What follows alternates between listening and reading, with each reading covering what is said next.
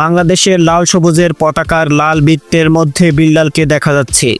বিল্লালের কিছু ফ্যান ফলোয়াররা এরকমভাবে পতাকার মধ্যে তার একটি ছবি লাগিয়ে বিল্লালকে উপহার দিতে আসে সেই পতাকাটি। আর এটি বাংলাদেশের সাধারণ জনগণ কোনোভাবেই মেনে নিতে পারে নাই। এত বড় স্পর্ধা সাহস, তোর বিবেক বলতে কোনো কিছু নাই।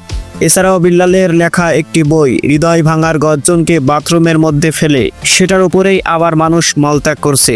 একটি লিচু গাছের পাতাকে 1000 টাকায় বিক্রি করছে বিল্লাল।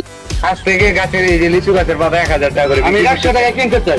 বিক্রি করছে তার পরনে থাকা স্যান্ডেল। এটা সর্বোচ্চ দাম হবো বিক্রি করে দেবো, মানে নিলামে বিক্রি করছে তার ব্যবহৃত শার্ট। এই শার্টটা বিক্রি করে দেবো। এই দর্শক বিল্লালের আর্নিং দেখাচ্ছি। এই যে তোমার আব্বু দেখাইতেছে, দেখো মনিটাইজেশন সারা তোমার আব্বু। সরাসরি সোশ্যাল মিডিয়াতে এসে ওমরকে এইভাবে থ্রেট করাতে অন্যদিকে ওমর পাল্টা জবাব দেয়। তো ওমর এই টাউডার বিল্লালকে কি জবাব দিয়েছে সেই ভিডিওটি দেখুন। আমি প্যারোডি বানাই ইউটিউবে, এই ভিডিও আরেকজনে কাইটা সারে টিকটকে। তোরা টিকটকে দে তার কমেন্টে নিচে গাইলা, টিকটকে দে তোরা ভিডিও বানাত, কারণ মানে আমি ইউটিউবে ভিডিও বানাই, ইউটিউবে খেলো আমার লগে।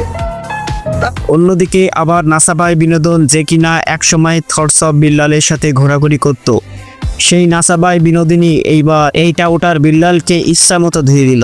তুমি পারবে কিনা জানি আমি, তাও স্বপ্ন আমার একটাই, এই ট্রেন্ড কাজে লাগিয়ে হাজার হাজার পিস তাবিজ বিক্রি করতে চাই। ভালোবাসে বিয়ে করেছে কয়জন, সবই তো খাওয়া দেওয়ার গর্জন। আমি পারবো কিনা জানি না, তবে স্বপ্ন আমার একটাই, আমি বতমারা একজন কন্টেন্ট ক্রিয়েটর হতে চাই।